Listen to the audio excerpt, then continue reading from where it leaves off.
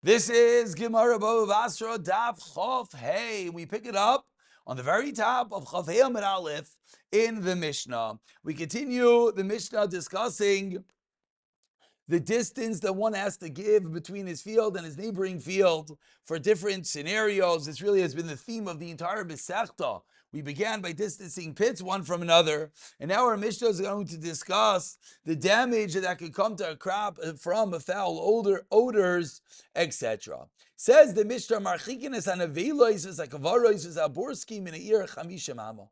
Another case, you have to distance 50 amos from the city is one's carcasses, graves, and a tannery due to their foul smell. You have to make them without or more than 50 amos from the city. Continues the Mishnah. You want to make a borski, has to be on the eastern side of the city, as we'll see, as Rashi already points out. In Ruach, Mizrach is kashet tadir, that the eastern wind is not as strong. Rashi quotes from Yaina, and it's not as common, I should say.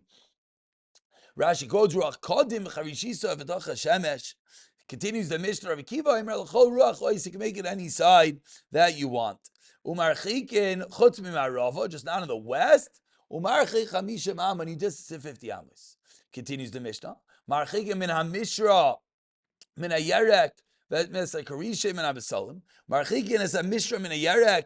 You distance the pool of flax from vegetables. Again, this flax pool is a type of laundry pool. Smells pretty bad. You distance it from the veggies. V'sakrishim min absalim. You distance the leeks from the onions. V'sachardol min hadvairim. You distance the mustard from the bees. Rav Yesi matzir b'chardol. Yesi says the bees you do not have to distance from the chardol, and the Gemara will explain. So we begin the Gemara with a Shaila. Asks the Gemara, we had two shitas in the Mishnah about the side of the tannery. The Tanakama said, Einoi Saborski Elul Mizrachir, should yes be on the eastern side. And Rav Akiva said, no, only on the western side. Says the Gemara, Yibailu, Rav Akiva, Hechi Kamer L'chol Ruach Oisa. What does Rav Akiva mean? He says you can make it on any side. Said Rav Akiva, chutz from the west. Chol ruach va'isa v'soymich chutz mimerava. Did Rav Akiva mean make it any side? You can make it close to the city, aside for the west. Now what? Demarching no nama va'isa. And on the west, you would have to distance 50 amos. Oidelmas, what does Rav Akiva mean? Chol ruach va'isa u'marchich amishem ama. Make it any side you want and distance it 50 amos. Chutz, aside from mimarava, te'ein oisin klal. Pashit pshat in Rav Akiva. How do we learn what Rav Akiva means? Does he mean that all sides require 50 amos and the western side not allowed to do it all? Or does he mean all sides could be done in close proximity and the western side needs 50 amos? Tashema proves the Gemara the Tanya of Akiva Mechorach Oiser Marchi Chamishim Amachot Merava. They know it's called Ekar Mneishahi Tidira, cause it is constant. So we have a brayso proving explicitly the Rav Akiva means that all sides you need 50 amos. The western side you don't make the granary at all. Amnei Rav Nachman. What did that last line of Rav Akiva mean when he said that it's Tidira? Ilim Tidira Beruchais. The western side is coming to have winds. Therefore, winds that blow over the in Kulam, and the northern wind blows with all of them. Because if not, the world would not survive. Even one moment, and again, we remind ourselves as we get into these complicated Gemaras, which you already saw in Gittin, and we see again now about ruchais, etc., that we're just going to do, bare bone basics again. Pashib shat, v'ruach deraimis, and the southern wind is kasha mikulan. Vilmole ben nutz shemamidai. If not for ben nutz, now what is ben nutz? Ben nutz is literally the son of a hawk. It's a certain malach that spreads his wings over. Shemamida machreves this island, the whole world would be destroyed. Shenemar, as the apostle says, Hamam. The wind does, the Neitz extends its limbs, spreads its wings to the south. What do we see? We see that the wind blows in the north, not in the west. So Rabbi Akiva, who says in the Brisa that the west has this tadir dika wind, what does that mean? That's the kasha. Because we see when we boil and break down all the different winds, nowhere does it say that there's a western wind that is blowing commonly. Elamai tedira b'shchina. The shchina is commonly on the western side, and therefore, says the Gemara, that's the reason why it's inappropriate to make the tannery on the western side of the city. We have to give a karas hatayv to our forefathers, because they made us known the proper direction of tefillah. The pasuk says, and to the heavenly assembly we bow, that everything bows to the east, and everything gets up in the east and bows towards the west. So says the Gemara, since they're bowing towards Hashem, what do we see? We see that the Shekhinah is in the west. Maybe we're talking about that it's like an Eved that takes something from his master. He doesn't turn around. He just backs up. So maybe really the Shekhinah is in the east. Concludes the Gemara, Kasha, that is indeed a good question. Continues the Gemara. So we have one opinion that says the Shekhinah is in the west. Rabbi Yoshia Savar. Shekhinah bechol makayim. No, the Shekhinah is in every direction equally. Dam Rabbi Yoshia. What's the meaning of the pasuk? Atu Hashem levadecha. At osisas Hashemayim. You Hashem on your own created the heaven. Shluchecha v'lo kishuchei basar v'dam. Your messengers are not like messengers of regular people. Shluchei basar v'dam. The place that they're sent from, that's where they return. Shlichusana kadosh baruch hu. Aval shlichech, excuse me, l'makshem mishalchem misham machzirin. To there they return. Shlichusan. They return. The Shekhinah is everywhere. Shenamar. Where does Rav Moshe know this from? Says the pasuk is Shalach b'rokim v'yilich v'yomer l'cha. Hinenu, send forth the lightning, and they'll go and say v'hineni yavai v'yomer lo'ynemer. Doesn't say they will go. They will come and say ala v'yilechu v'yomer. They will go and they will say, which means they will report melamish Shekhinah b'chol makam. The whole every direction they can go back to and find the Shekhinah over there. So we started with the first opinion that said the Shekhinah is in the west. Rabbi Yoshia is teaching us b'chol makim. The Gemara now is continuing that Rabbi Yishmael concurs the Shekhinah is b'chol makim. The Tanit Rabbi Yishmael. Minayin sheshchina b'chol makim shenemar. Another pasuk. Nei malach hadover bi yitzei. Behold, the malach who spoke with me came from Hashem. Umalach achar yoytzi likrasoi. Another malach came towards him. Acharov loy namar el likrasoi. And what do we learn now towards him? Malam sheshchina b'chol makim. Continues the Gemara. V'afrav sheishes savar shechina b'chol makim. Rishis l'shamei. Chol ruchacha oikuman levar mi mizrach. Stand me up to daven in every direction except for east. V'la misham the less way shechina. Not because east didn't have a shechina. El misham de'mayrai ba minei. Because that is where the minim, the heretics, would daven towards. Therefore, they didn't want to daven towards the east. But said Rav Shishis lamaisa shechina zavir. Rav Avua amar shechina b'mayrif. Ta'amar Rav Avua my Uriah. What does it mean? Uriah avir ka. Uriah means east. It means avir ka, the air of God. Since the Shekhinah is in the west, it means the open air is in the east before the Shekhinah. So that was a bit of a segue into all the different opinions where the Shekhinah is found. Amar Rav Yehuda, 2 lines for the end of the white lines, and Chavei and Aleph continues the Gemara going back into our discussion of the different winds. What is the meaning of the pasuk? My teachings should drip like the rain. Zeruach ma'aravis, that's the western wind. Shaba me'arfay shel olam, that the western wind comes from the oiref, the back of the world. Hizal kamatar katalim rasi. What does that mean? That the words will drip like the dew. Zurach's finest, that's the northern wind. Shemazeles es hazav, which could devalue the gold because it could destroy crops. This western wind is so strong. V'chenu oimer hazalim zahav mikis. Kesirim alideshe, continues the pasuk. The winds are like sirim which blow the vegetation. Zu ruach mizrachis, the eastern wind. Shemisareres as kol ha'ilam kiseir. It turns over the whole world like a seir, like a demon. Ukurevivim alei Esav. Zeh ruach deraimis. In the last line of Chavei Amud Aleph, this is the southern wind. Shimala revivis, which brings up the showers, umagadeles asavim, and causes the grasses to grow. Says the Gemara, Tanya, we learned in a Raisa, segueing from the winds to the Shemesh.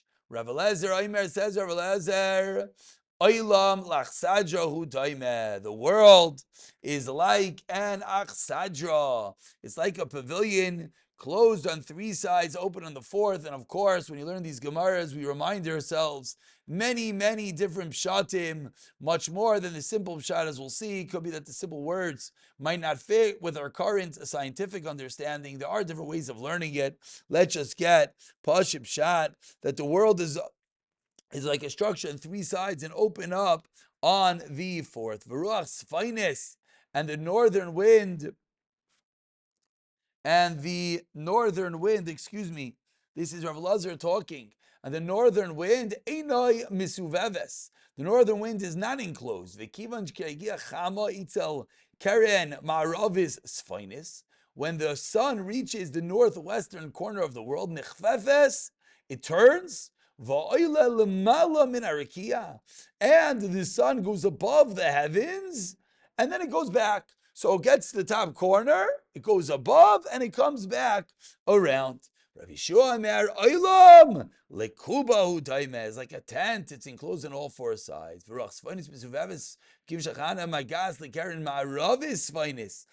it says Rav Yeshua, when the sun reaches the northwestern corner, it continues to circle behind the dome of the sky. What does that mean by Yom during the day? And that is Balayla. So says the Gemara, different ways of learning the orbit of the sun. Recommended, anyone who has the time, both ArtScroll and all other publications, both in English and in Hebrew, have wonderful scientific explanations explaining all these different things. We're just going to again get the pashut pshat of the word. It goes around circling the directions of the horizon, Valsavivaisav Shav Haruach, and it retraces its directions, Elu Pnei Mizrach, Upnei Ma'ariv. This is the eastern and the western, Shapa'amim Misavasan. Times the sun circles them, that goes behind during the winter, Pa'amim Mahalachtan. Sometimes it goes through them during the summer. He would say, Asyan L'Rav Elazar. This goes according to Rav Elazar, that we have learned, that says that the world is only closed on three sides, and the four sides on the north is where the sun goes at night. We continue, the inner chamber comes the wind, Zuruach Deraimis, that's the southern wind, Umi Mizraim Kara, and from the dispersed parts it's Kara, it's cold, Zeruach Sfainis, that's the northern wind, Minishmas Kel Yitin Kerach, the breath of Hashem, it gives ice. Kerach zumaruach maravis. That's the western wind. Varuach mayim b'moitzak, and the water is like a torrent. Zuruach mizrachis. This is the eastern wind. Ask the Gemara 1 second. From Rav Yeshua on Amud Aleph. Ruach deraimis ma'ale revivim. Then Rav Yeshua teaches that the ruach deraimis, the southern wind, brings up the showers. Umagadelos asavim. And this brisa says that it just brings the rain, torrents of rain. Loikasha, ha'deisa b'mitra b'nechusa b'shvichusa. Two different types of rain. One is talking about where it's a nice and gentle rain. One is talking about where it's a torrential downpour. Amar Rav Chisda, continues Rav Chisda, 7 lines from the wide lines. What is the meaning of the pasuk? Misafayin zahav ye'eseh. From the north, gold will come. Zuruach sfainis. That is the northern wind. Shamazelas as Azav, that it devalues gold. We said it could destroy the crops. Similarly, we learned that from the pasuk. Amar Rafram Bar Papa Amar Rav Chisda. The 3 lines on the white lines. Ruach Deraimis. The Ruach Deraimis has never been filled with rain. Shenamar v'yigzar al yamin Vayorav, he degrees on the right that there was hunger, and he consumes on the left and he won't be satisfied. Uksiv, and the pasuk says, Safain v'yamin, to the north and to the right, Ata barasam yu HaKadosh Baruch Hu created them. So what do we see from this pasuk? We see from this pasuk that the right means to the south, and so if we see that Hashem decreed that from the south there will be the hunger. Why? Because there's no longer any rain. V'amar Rav Pop, Rav from Bar Pop on the first white line. Amar Rav Chisim Yom Shechara Beis Hamikdash. Ein agishamim yoidim yoitzer toiv. The rains that we have nowadays are not the real rains. They're not coming from God's good storehouses. Shenamar, as the pasuk says, Yiftach Hashem l'chas yitzara atoiv. Bizman she'yisrael loisin ritzon shal makav yisrael shun alad masan. Then Geshami Yerdim Eretz Toiv. Bizan she'eni yisrael shun alad masan. When Klai is not in the land, Geshami Yerdim Eretz Toiv, and then the rains do not come from the special Eitzer Toiv, the special powers of the rains that only were existent during the Beis HaMikdash. And we conclude, Amar Rav Yitzchak HaRoitze Sheyachkim Yadrim. If someone wants to be smart, which way should you daven? Should daven towards the south. If someone wants to be wealthy, then Yatzpin, he davens towards the north. And how do you remember this? Shulchan is bisafain and menorah is bidarain. The shulchan is in the north and the menorah is in the south. So you daven towards the shulchan, that's Parnasa. You daven towards the menorah, that is Torah. You want both. I don't know, I guess you sway back and forth. Shuban Levi Amar Lolam Yadrim. Says Yeshua ben Levi, show he's davening towards the south. Why? If you're very smart, then of course, mitasher, then you'll get wealthy. Shenamar, as the pasuk says, that oirech, the long life, is in the right, and the left is the wealth and the honor that it comes after the chachma.